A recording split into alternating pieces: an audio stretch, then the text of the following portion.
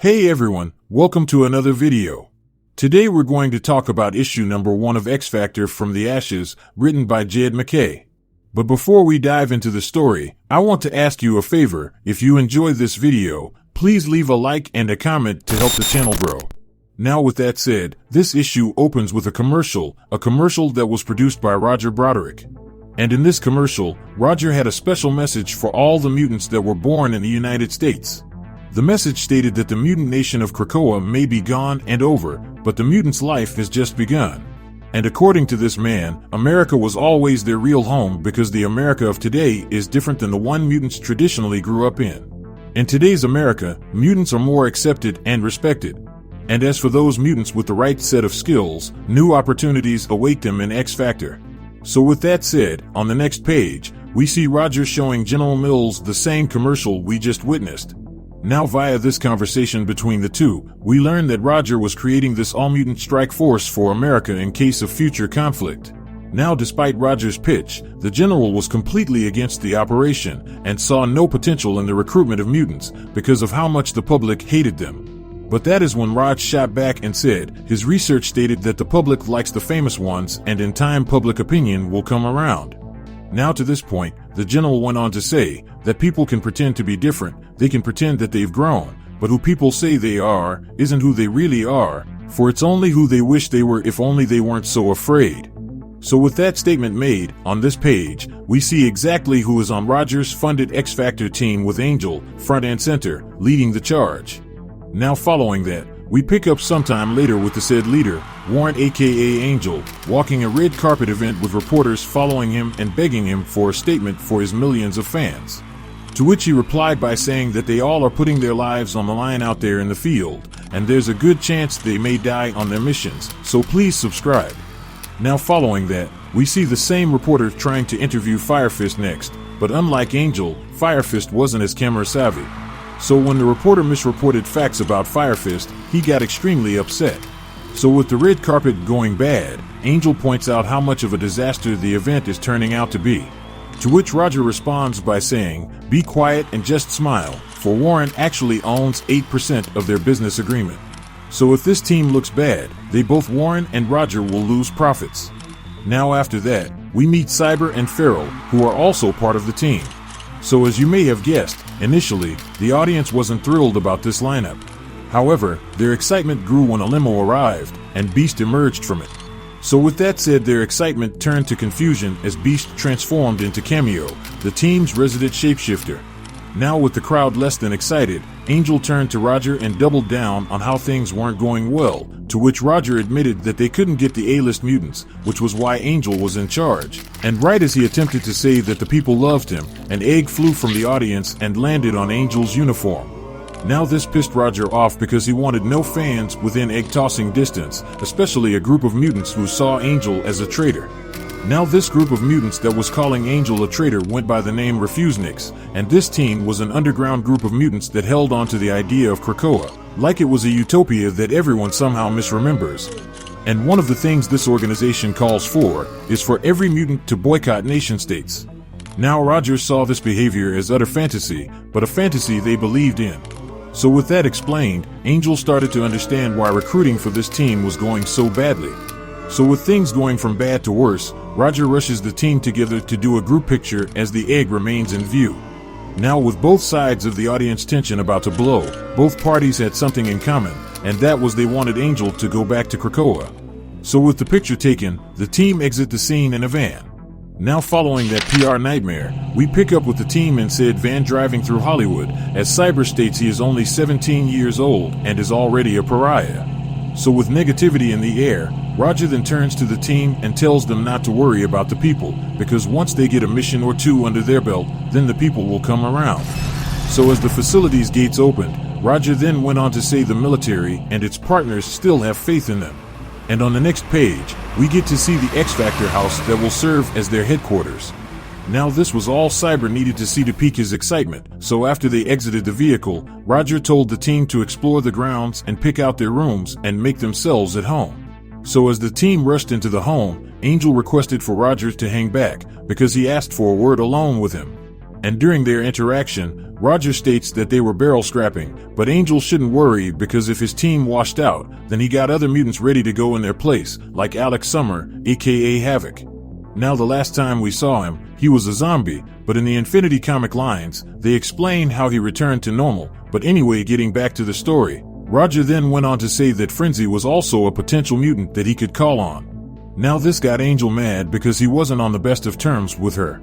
But all Roger cared about was how the audience would react to see Warren turn into Archangel again.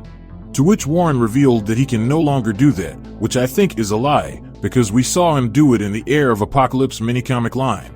But anyway, on the next page, we jump over to Malibu with Havoc telling Polaris that he is about to go back to work for X-Factor. Now speaking of that, Polaris was not happy about that, because he had just recently been brought back from the dead. So if he was to die again, then there would be no return, unless he knew of another Goblin Queen out there. So with feelings high, Alex went up to Polaris and gave her a huge hug as she told him that X-Factor was just going to use him. But see, Alex was already fully aware of that, for he said, "I know." So with that said, we jump back several months ago, with Havoc meeting with Darkstar, the representative from X-Term. Because following the fall, the nations around the world went on a feeding frenzy, for nations and paramilitary groups were all trying to snap up as many mutants as possible. And whoever ended up winning the mutant arms race will probably determine what kind of world this ends up being for everyone. Now Darkstar states that she and her team will like to determine the outcome of said armed race, alongside every armed conflict in the world for a price. For her term could be considered mercenaries, assassins, and killers without cause. Now the way she justifies her moves is by saying that every nation in the world fights for themselves, so why can't the mutants do the same? So with that established, we find out that Havoc is having this meeting with Darkstar in the heart of the former Soviet Union. And all she wants him to do is join them, because she doesn't understand why he cares about the human world anyway. So with the flashback wrapping up, we jump back to the current day, with Havoc saying there is not their world and our world, for there is just the world and they all have to live in it. Now Havoc is not saying it is perfect, and he is not saying he believes in X-Factor. He just knows that he can't sit back and let others decide their fate, so he has to do something. Because he figured that if he was inside X-Factor, he could save as many mutant lives as possible, and even make the country a better place for mutant kind.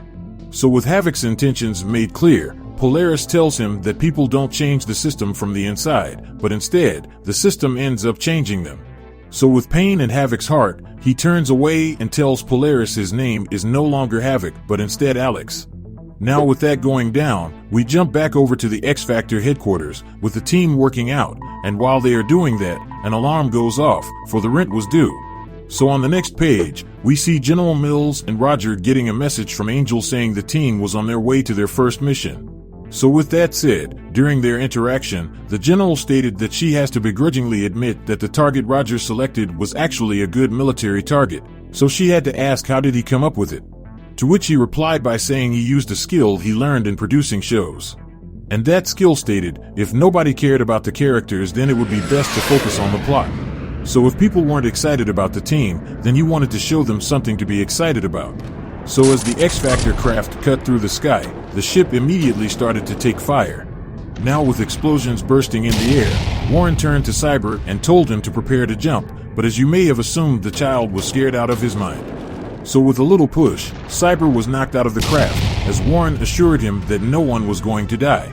And just to keep his word, Angel quickly followed behind him, and scooped him up and flew down with him in his arms. So with the team splitting up, the X-Factor jet landed within the enemy base, and almost instantly Cameo transformed into a red-bearded Russian soldier and told Firefist to avoid killing people with red beards. So with the orders given, Firefist jumped into action and started to hold the enemies at bay as Cameo snuck behind enemy lines. So with Firefist fire creating a barrier, we then transitioned back to Angel and Cyber, and during the exchange, Angel asks how does his mutant power works, to which Cyber states that he gives off a strong electromagnetic pulse that could fry all their electronics. So just to make sure Angel stayed safe, he informed him to hide behind something, because his power being released is like being exposed to 1,000,000 X-rays at once. So with that explained, Firefist was holding all the enemies at bay, as Cyber did what he did best and released his abilities. And just like that, the only robot on the battlefield that was inches away from dealing with Fire Fist stopped dead in its tracks. So with the mission going smoothly, Angel called for Feral to link up with the kid and move to their primary target, but unfortunately, Feral was already there. So with that out there, Feral started to place the plastic explosions as Warren reminded her not to forget to set the timer. Now right before Angel could head out and check on Cameo and the secondary target, Darkstar walks on the scene with several heavily armed guards. And the first thing she stated was how she was not surprised that Angel went crawling back to X-Factor. To which Warren replied by saying, he is not there to kill mutants, so it would be in her interest to get her people and tell them to leave now. Now Darkstar was not fully convinced that Angel was going to let them go, and to that point, she was correct, because he was under orders to bring her in. But before anything could go any further, Cameo took hold of his weapon and pointed it at Darkstar and said she was under arrest. Now this was a terrible idea, because their entire surroundings were covered with armed explosives, and just as luck would have it, Cameo started to shoot as the guards attacked him, and a stray bullet hit the charge. And just like that, the building exploded as Fire Fist was carrying Cyber to safety, so with little time to waste, Fire Fist threw the kid as the debris landed on him, killing Fire Fist instantly. And on the next page, we discovered that the news reported that X-Factor raided a mutant mercenary group known as the X-Term. And during the attack, several members of the X-Factor team were left dead or clinging to life. And on top of that, the raid also caused extensive destruction to the base, as well as the death of dozens of mutant targets. But the base as well as X-Term remained undestroyed. Now with the team all but defeated, we see Angel recovering in the hospital completely covered in bandages as Roger enters the room with a pink stuffed animal. And the first thing Angel states is that they failed the mission. But see, Roger had a different outlook on the matter, because from his perspective, the mission was a success. Because while Angel was measuring it in the loss of lives, Roger was grading it based on the popularity with his audience. On the next page, we see the introduction of the next X-Factor team, but this one is welcomed like heroes. Now the reason is that people hate mutants, but there's nothing they love more than mutants who also hate mutants. So basically, they just had to make sure they sent them on the right missions, and the thing they have to understand about people, especially people driven by hate and fear, is that they only care about the story narrative. So to them, the characters of the story don't matter. To them, the characters, much like themselves, are completely interchangeable.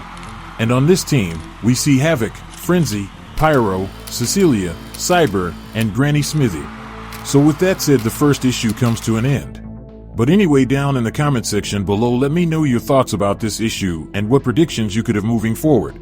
So with that established, I hope you enjoyed this video, and please don't forget to leave a like and a comment if you want to see more videos like this. Thank you for watching, and I'll see you in the next video.